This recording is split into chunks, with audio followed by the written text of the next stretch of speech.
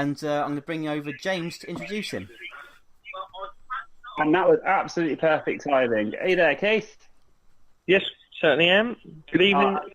Yeah, absolute pleasure to have you on. So for those listening at home, we've got none other than 260 Keith Reynolds, Keefy, a man well known to pretty much anyone involved in banger racing. So how you doing, Keith? You doing well? Yeah, very good, thank you. Yeah, very good. Eastbourne last night, so a bit tired, but we're all right. How was it? It was much better than the booking list suggested, because we had 9 more turn up than booked in, and it was actually a very entertaining evening. Right? And you've got your wacky races down there on bank holiday, haven't you, as well?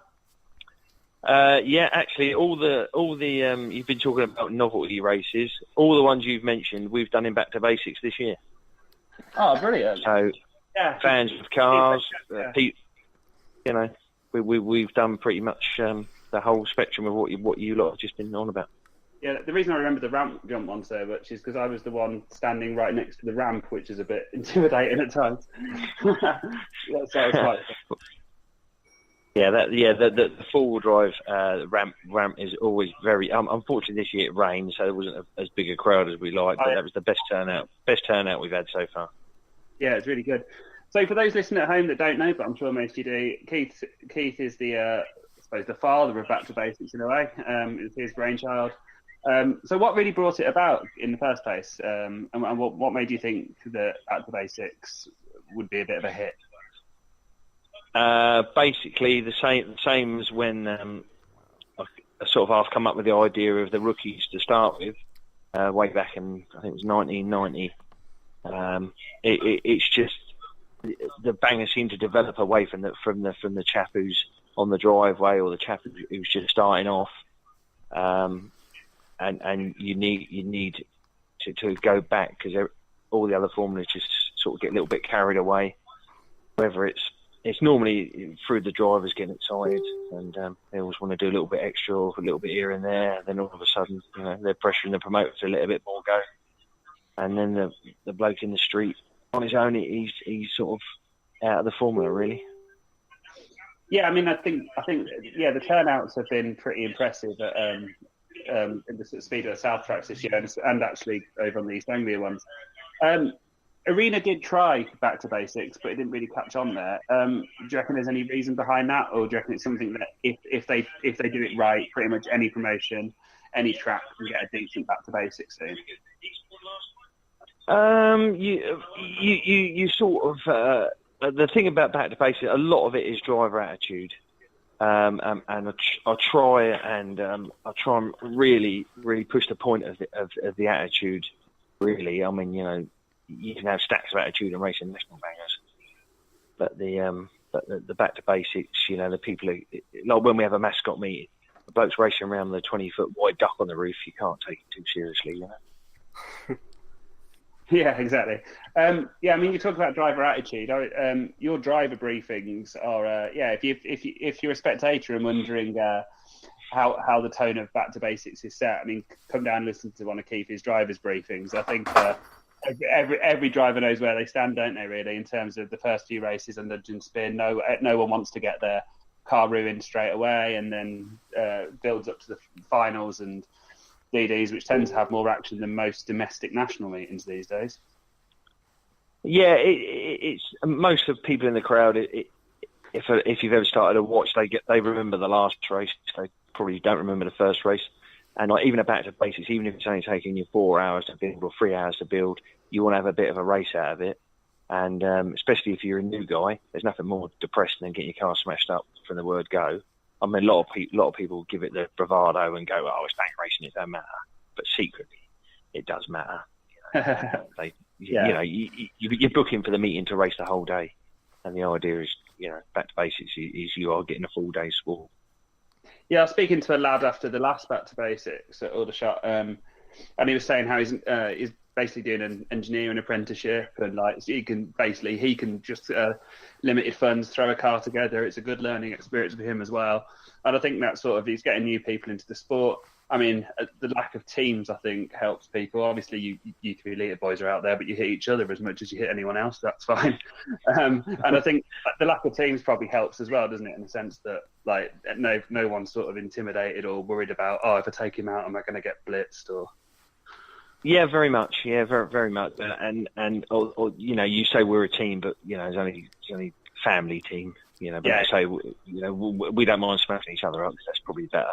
If I can ever catch the other two, then you know I don't mind smashing them up. I think Joe spends as much time chasing you around, doesn't he, than anyone else. But You know, yeah, a lot of people don't really understand it. Like I think it was at Aldershot, we was on with national banners, and me and Joey had a bit of a muck about, a bit of spin out and all that, and he had people, the national banner drivers, come up to him and ask him if he'd fallen out of his dad or something.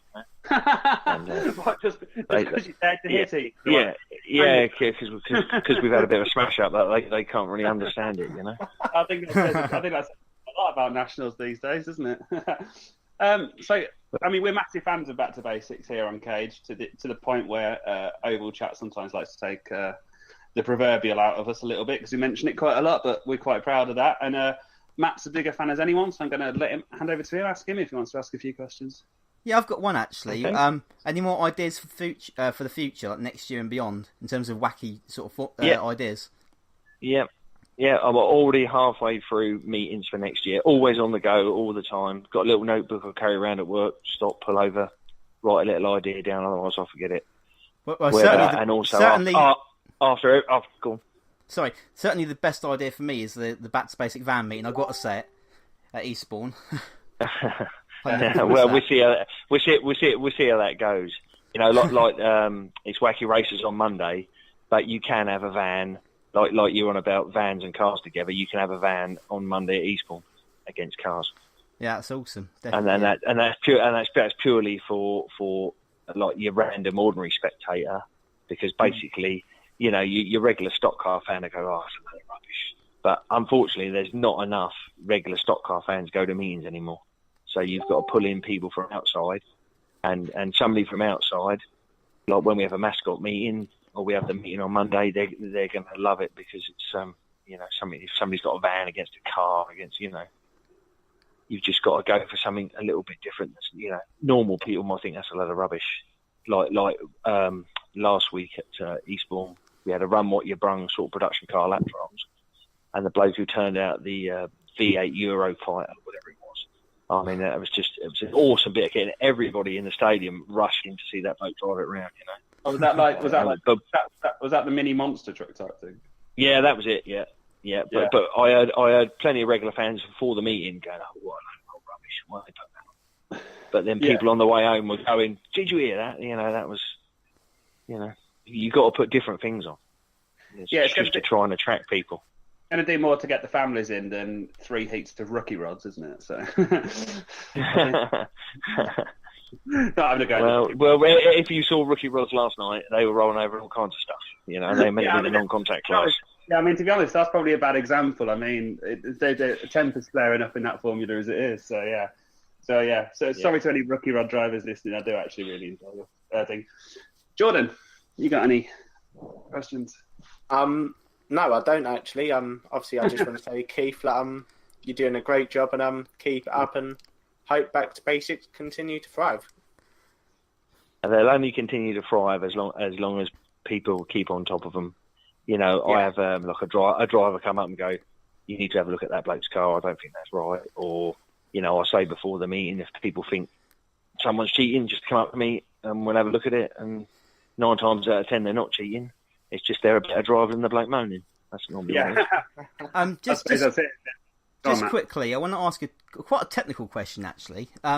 Obviously, other promotions and tracks are taking the idea now. I mean, how do they scrutinise it well so it doesn't sort of differ between promotions, the Back to Basic class? Out of all the promotions, like I said to Graham Bunter the other day, I saw him at Aldershot and we had a bit of a chat, and he said, "Oh, I've got your Back to Basics idea."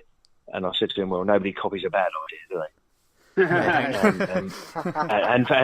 and fair enough. Rob Mills, he phoned me up and said, "Can you send me the rules? We want to make sure we're sort of the same." Lot Gelly did the same. You know, they took the trouble to phone me and said, you know, just give us a few pointers of what you're doing. where a few of the other places have just jumped on the bandwagon and fell off the bandwagon a bit quickly, because you sort of like at Yarmouth, you've got Lee Clark and sort of Danny Sutton. They're sort of the drivers that people respect. So if they say to someone, this is how you do it, mate, it's not like this, it's like that, then the new people sort of look up to him.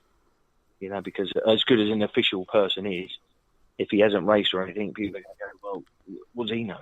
You can't tell me how to race. You don't know nothing. He's never raced a car. Mm-hmm. So so the difficult thing is like keeping on top of it. Okay, yeah, excellent. Right, the bit we're going to move on to now is our 10-question quiz. As with every guest we have on, we've sort of tailored it a bit. So hopefully the questions, at least a few of them, should be fairly familiar to you in a way. The way it works is I'm going to ask Matt. I'm going to ask Matt to take us on the rolling lap. What that means, he'll start the music. We won't be able to hear it, but the listeners at home will.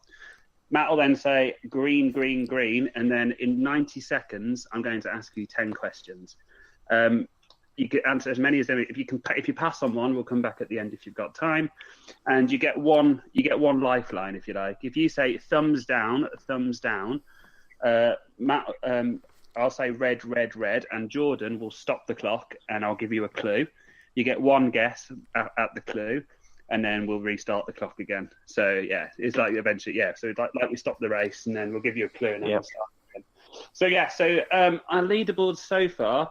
We've had quite a lot of people around 7. So we had Mr. Grumpy James Dillon on 7, Ed Verhey 7, Cecil got 7, Adam Maxwell got 6, but then he's not primarily a banger driver, so we'll forgive him that. We've also got a little internal leaderboard, and I can't remember who's bottom of that, guys. Can you? No, didn't say let's move on. I can't remember. Fair enough. To be honest, I'd struggle to beat James Dillon because he's a proper anorak. I used to be an anorak, but I haven't got time for that no more. Okay, all right, and so just make sure I got my questions ready. I have. All right, Mr. Josie, take us on the rolling. Yep, it's time for the rolling lap now.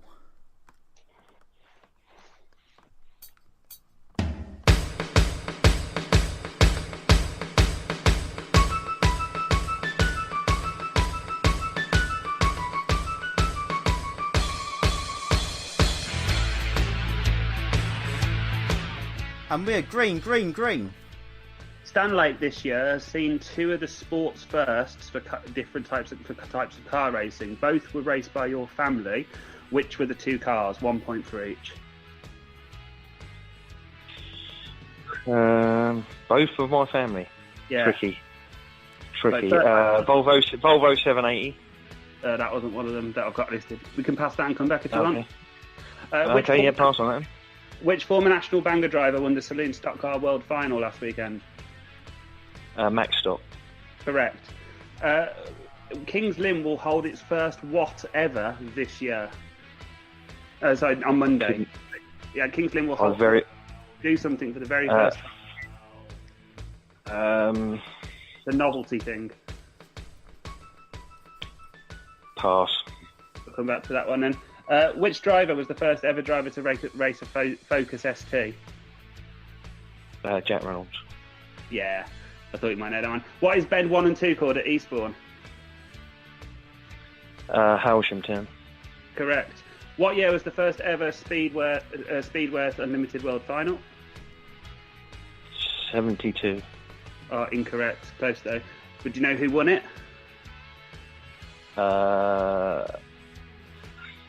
You got your clue if you want to say thumbs down? No, pass on that. Which driver red flag. Oh, unlucky. Okay, yeah. I mean, at least you got Jack right. So the question. So this question was sent in by Bryson Walker, who's one of the Cage team. So Stanlake has seen 2 of the sports first this year in terms of cars, and both were from your family. The first one we got here was that it was Joey racing a Ford Focus Mark III Estate, which no one had done before, and Gary in a Prius, which everyone was pleased to see. No, nobody's interested in those cars. Shame on that bloke for remembering them. Okay, so we had. So you got that start right. Kings Lynn will host its first ever this Monday. It's a ramp rollover competition. Really? Yeah, I know. I did say it was a novel. You shouldn't be asking me questions about Kings Lynn. Definitely not my hot subject. That place. Okay. In what year was the first Speedway Limited World Final? You said 72. It's 74. I think that's such a hard question. We'll give you half a point on that one. And then who won it? It was Blondie Melbourne, who won a lot in those days, but well before my time. The questions we didn't get a chance to do. Let's see if you would have got them. Which drivers won the last 3 BBA World Cups in a row at Cowdenbeath? Which drivers have won the last 3? Which driver? One driver. Jack Overy. Yeah, it was. And the other one we didn't get a chance to do was which driver raced an LDV limo for the first time at Crash for Cancer last year? It was like a van limo.